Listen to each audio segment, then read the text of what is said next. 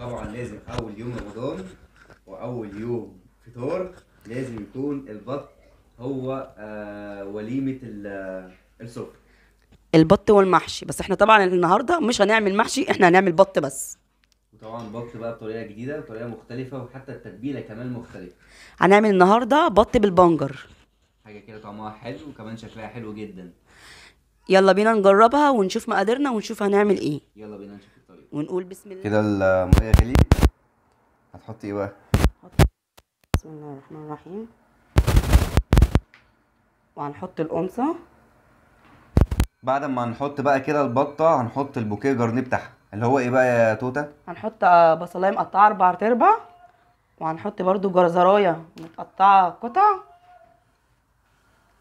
هنحط بقى وهنحط بقى البهارات بتاعتنا التوابل دي. اللي هي ايه بقى؟ ورق لورا رولة راوري. ما علينا. و مرمرية. بالظبط. شوية روزماري وشوية قرنفل وحتة خلنجان.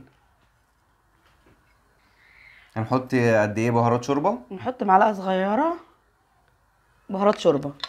فلفل اسود.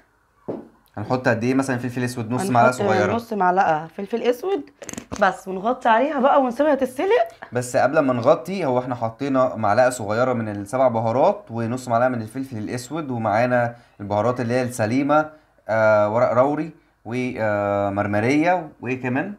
وخلنجال وقرنفل وشويه من روزماري. الروزماري. طب ما انا قلت ده تمام. كله. لو انتوا مش عايزين الشوربه بتاعتكم تغمق وتبقى زي شوربه اللي هما بيستخدموها في التلفزيون والكلام ده اللي بتبقى شفافه شويه، مش هنستخدم ومش هنحط البهارات اللي هي المطحونه دي، هنحطها كلها بهارات سليمه. يعني الفلفل الاسود هنحطه فلفل اسود حب، وهنستخدم على السبع بهارات كده كده حاطين مكانهم البهارات السليمه.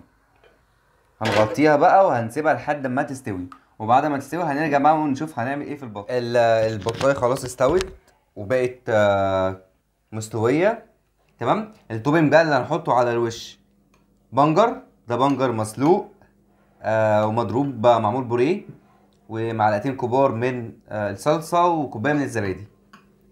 اول حاجه هنعملها هنضرب بس كوبايه الزبادي دي كده.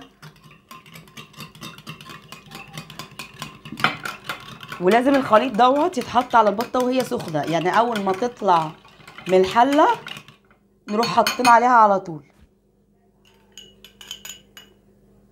نحط الصلصه، نحط معلقتين بقى او على حسب بقى هنحط قد ايه. نحط 3 معالق كبار.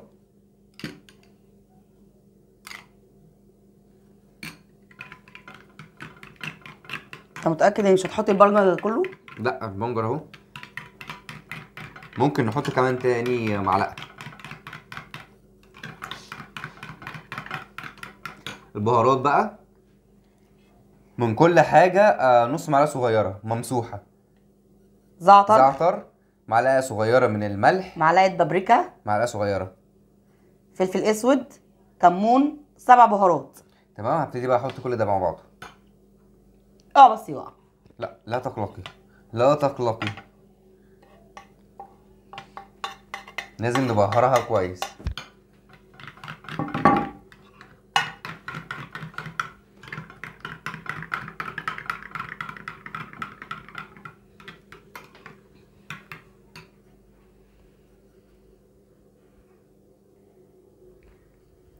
حطيت شويه زيت وحطيت زودت معلقه بنجر تاني بالظبط كده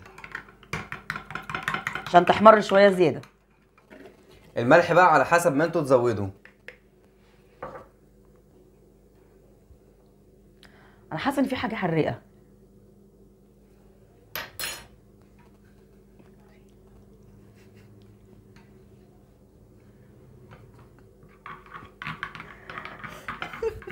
احمد حط كميه ملح، يعني انا مش عارفه هي ماما ممكن تعمل فينا ايه، بس يعني لا ايه. استني كده هندوق. ربنا يستر. استنى بس اما اقلب. طيب استنى.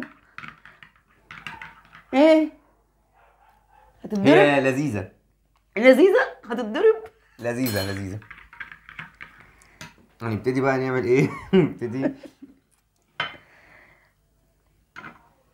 نعمل لها مساج كده. شايفين اصلا اللون تحفه.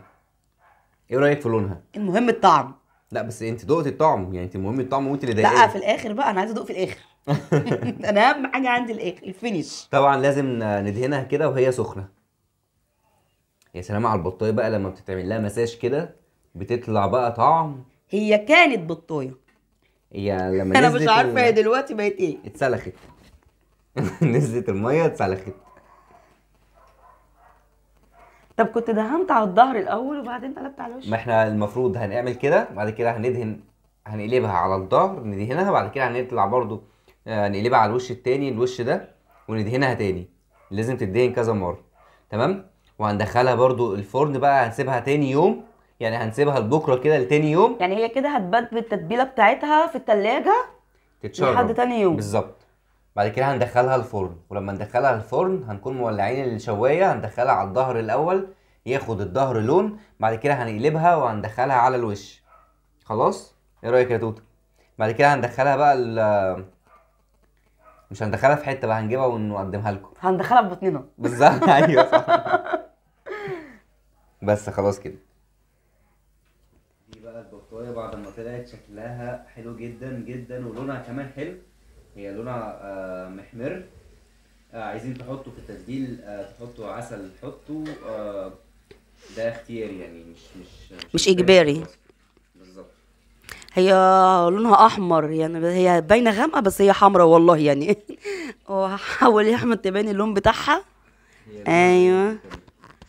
بس ودي كان شكل البطايه اللي احنا طلعناها من الفرن. ما تنسوش ان شاء الله تجربوها وتقولوا لنا رايكم، وتنسوش تعملوا لنا لايك وشير وسبسكرايب لقناه عالم احمد سمير، وفولو على الفيسبوك.